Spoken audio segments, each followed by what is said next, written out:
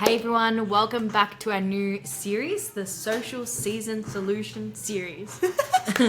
Got it in one. Yes, I love it. So if you watched our last episode, we have came up with 4 main problems that we see during this period towards the end of the year when social season's picking up, there's more holidays, more events. So last week we spoke about FOMO, and today we're going to be speaking about the feeling of experiencing guilt around indulging or when indulging. So let's unpack that. We're going to start off with the definitions, and the definitions I just got to the side from Google. So the first one is the fact of having committed a specified or implied offense or crime. And the second one is the feeling of having committed wrong or failed in an obligation. And in our chat today, we're going to pretty much explore that second one. Firstly, indulging isn't... Because indulging isn't a crime. Yeah. Well, that's what I'm going to say. Indulging isn't a crime. Sorry, yeah. That's it. Yeah. So firstly, thanks, Raquel. Indulging isn't a crime, but we can see to some degree how clients experience this, having felt as if they've failed a mental obligation or something that they've, set out.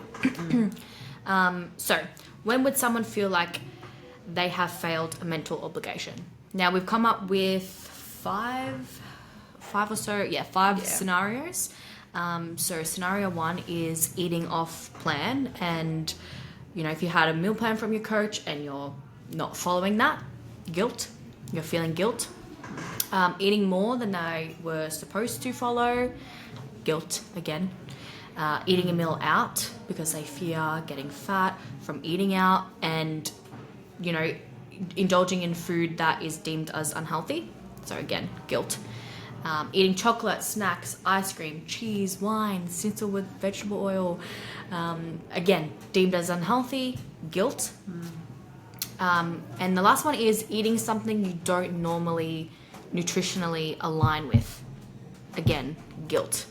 So you'll feel guilt where you feel like you haven't been responsible enough. Yeah, towards your goal. And it's mostly mental. Physically bloated from more food or different unusual food. Most clients feel guilty from this. Yeah, this is the same to me with people who say they're going to start on Mondays. They have this motivation, they want to start the Monday night comes around, and then all of a sudden these cravings, this beast of like, I'm hungry, starts, you start to lash out on food, and then you indulge, and that indulging is no longer seen as something positive, it's a binge. So I usually would say with people who feel guilt, there might be something else in a habit that's happening to have this guilt around eating something different. So we're going to explore this a little bit more. If you experience a lot of guilt around food, our question to you today is, are you eating enough of the right foods? Which is a topic, if you do want to dig a lot deeper into our nutrition insights, into our training blueprint series, which is on our YouTube channel already. So you're more than welcome to go there and hit the link. I might put something here. Now, we've spoken about some examples. Dee spoke about some examples when you may feel guilt. She talked about 5 scenarios. But what about indulging? So why is it bad? Is it bad? In my opinion, indulging isn't bad. It's often seen as bad because you're doing it all the time.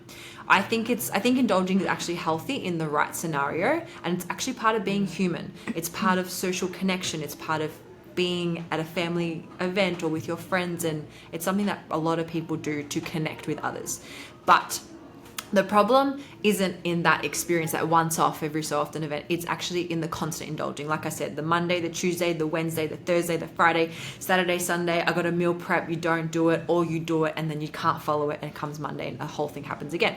So if you're constantly indulging, then as a trainer, this poses the question to me, are you fueling are you fueling your body right? Are you trying to mask something with food? Are you looking for that dopamine hit to avoid feeling like something, in particular, like sad, lonely? Are you masking something there?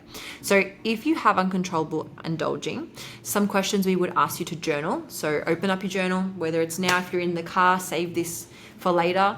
But number one, who role modeled food for you growing up?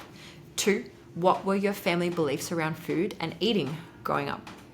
What do you believe and value now as an adult?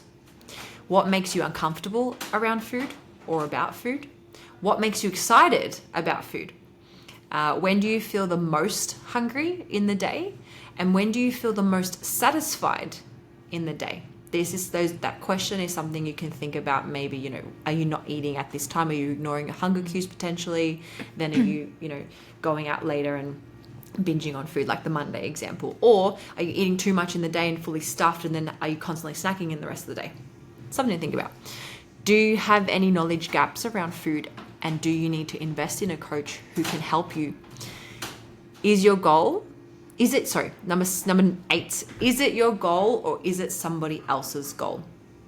So there's so much more to this conversation, but we do hope that this short and sweet video prompts you to either change, reassess, or perhaps lessen the pressure on yourself, or get a coach and actually facilitate that change that you need to get. So please like, subscribe, comment, share with the community, share with someone that you think who might also benefit from this as well. Hope you liked it. Bye. Bye. Dun, dun, dun.